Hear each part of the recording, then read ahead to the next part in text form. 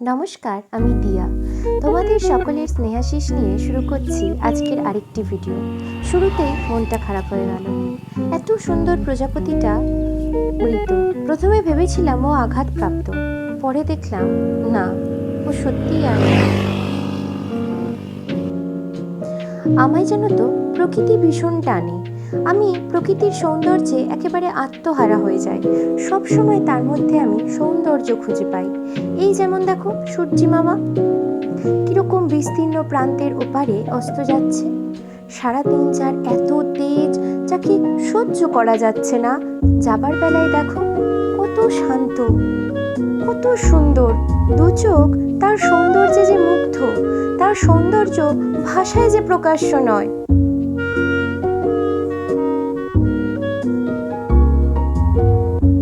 সে যাবার সাথে সাথে তার বিপরীতে আস্তে আস্তে অন্ধকার যে জায়গা দখল করছে। রাস্তাটি দেখো, নতুন তৈরি হচ্ছে। রাস্তার দুপাশের গাছগুলি রাস্তাটিকে যেন গয়না পরিয়ে রেখেছে। এত সুন্দর রাস্তাগুলো লাগছে।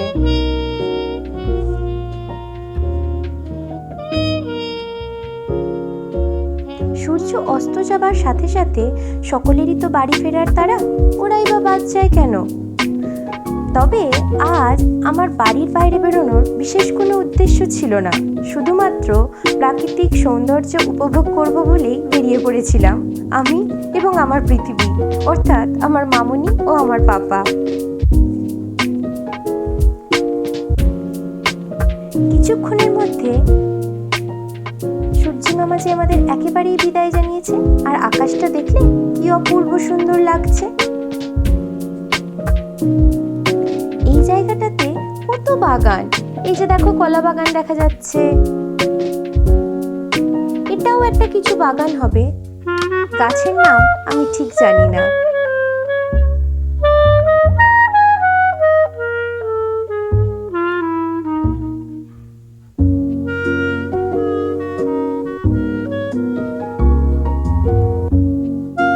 আমার পার্শ্ববর্তীতে শুকনো পুকুর দেখে দেখে জলে পরিপূর্ণ পরিষ্কার পুকুর দেখলেই মনটা একেবারে ভরে যাচ্ছে। দেখো দেখো, পদ্ম পুকুর দেখো। মা দুর্গার আগমনের যে কয়েকটা দিনই বাকি, তা এই পদ্ম পুকুর, রাস্তার পাশে অনেক সময় কাশবন দেখা যাচ্ছে, সেই সব দিয়েই যেন জানান দিয়ে দিচ্ছে যে তিনি আসছেন।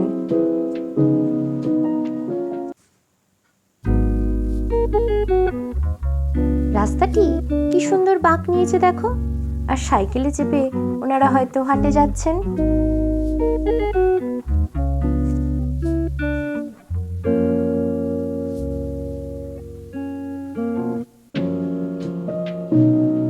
উনি জল খেয়ে উপরে উঠে আসছেন, দেখলে তোমরা? আর এনাদের দেখো, সারাদিন সূর্যি মামার এত তেজ সহ্য করেছে, এবার তো ঘরে ফিরতেই হবে। ঘরটা যে একান্তই টানছে এবার। ক্লান্ত দেহে, শান্ত মনে এবার একটা লম্বা ঘুম দিতে হবে তো। সূর্যি মামার উদয় হলে তো আবার বেরোতে হবে।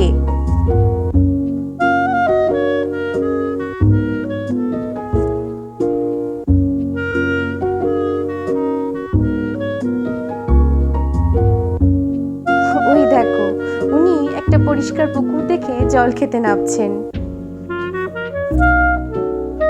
দেখো, আবার একটা পদ্ম পুকুরের দেখা। কত পদ্মের কুড়ি, পদ্মের পাতা, সত্যি আমার খুব ভালো লাগছে। এত কাছ থেকে পদ্ম পুকুর দেখতে পাচ্ছি। বিস্তীর্ণ মাঠ, দুদিকে মাঝখান দিয়ে রাস্তা। কবিরা গ্রাম বাংলার প্রতি যে কেন এত আসক্ত, তা আমি নিজেও উপলব্ধি করতে পারি।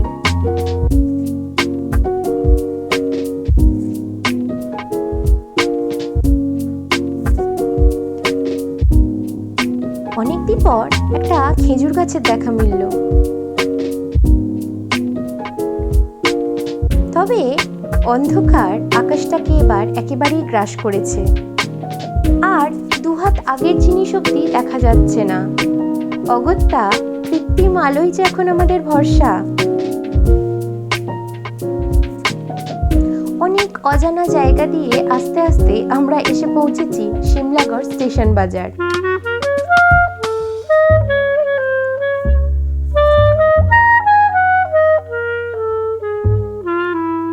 রাস্তায় জানো তো এক জায়গায় দাঁড়িয়েছিলাম, দেখা মিলেছিল একটা ছোট্ট জানিস বেবি, ওর কত কি কৌতূহল। শোনো ওর থেকে ও কি কি বলছে, আর তোমরা উপভোগ করো ওকে।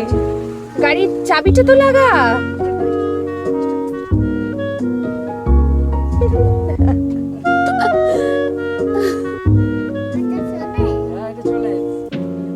না গাড়িটা চলে না জানিস তো, খারাপ হয়ে গেছে, ওই জন্যই তুই লাগাতে পারছিস না চাবিটা, ওই জন্যই লাগাতে পারছিস না তুই। হাওয়াটা ও তো খারাপ হয়ে গেছে, তাই জন্য চলছে না। হ্যাঁ। চাবিটা লাগছে না না না। ও তুই কি বাইকও চালাতে জানিস? ও বাবা,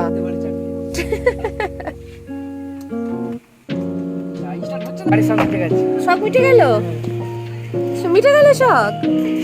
তোর নাম কি আগে বলতো? এই তোর নাম কি রে? বল আবিদ, বল আবি। তবে এবার আমাদেরও বাড়ি ফিরতে হবে, অনেকটাই রাত হয়ে গেছে। দেখা হবে খুব তাড়াতাড়ি। টাটা।